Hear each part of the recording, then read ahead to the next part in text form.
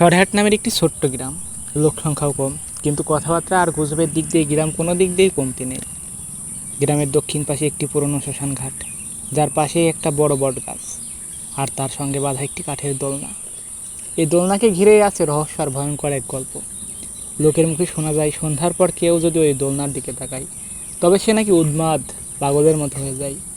কেউ কেউ আর বলছে দোলনায় একটি মেয়ে বসে দুলতে হাসে, তার চোখে নাকি আগুনের মতো লাল, আর চুল খুলে রাখে, আর গলায় লাল রঙের ওড়না ঝুলে থাকে, যেটা নাকি সে একসময় পরে ফাঁস দিয়েছিল। এসব গল্প শুনে গ্রামের কেউ আর সন্ধ্যার পর শ্মশান ঘাটের দিকে যায় না। একটা নতুন ছেলে, রফিদ, সদ্য কলেজে ভর্তি হয়েছে, শহর থেকে গ্রামে ফিরেছে নানির অসুস্থতার খবর পেয়ে। এইসব ভূতের গল্প ওর একটুও বিশ্বাস নেই।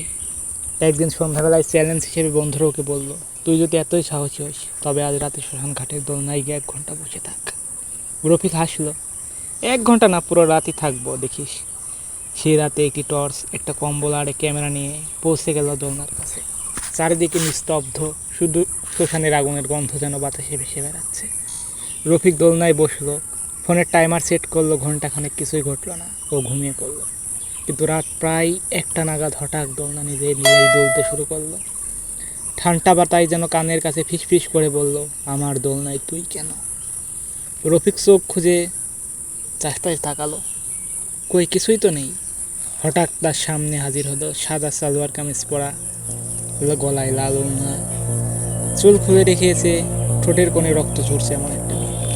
রফিক চিৎকার করার আগে মেয়েটি সামনে এসে তার কানে কানে বলল, তোর জন্য অপেক্ষা করছিলাম, এখন থেকে তুই আমার সাথেই থাকবি। পরের দিন সকালে গ্রামের লোকজন দোলনার পাশে রফিকের দেহ পায়। মুখটা বিকৃত হয়ে আছে, চোখে ফাঁকা হয়ে আছে, চোখ যেন হালকা হাসি লেগে আছে। কেউ বুঝতে পারলো না কিভাবে আমার মৃত্যু হলো। কিন্তু আশ্চর্যজনক ব্যাপার হলো, তার ক্যামেরায় শুধু একটি ছবি পড়ল। একটা দোলনায় ঝুলছে, তার উপরে বসে আছে একটি মেয়ে, মাথা নেই, ঠোঁট নেই, আর চোখে এক গভীর শূন্যতা। তারপর থেকে কেউ আর সরেহাট শ্মশান ঘাটে যায় না। দোলনাটাও এখন মরিচা পড়ে জীর্ণ হয়ে গেছে, কিন্তু মাঝখানে রাতে আবার শোনা যায় দোলনার কর্কশ শব্দ।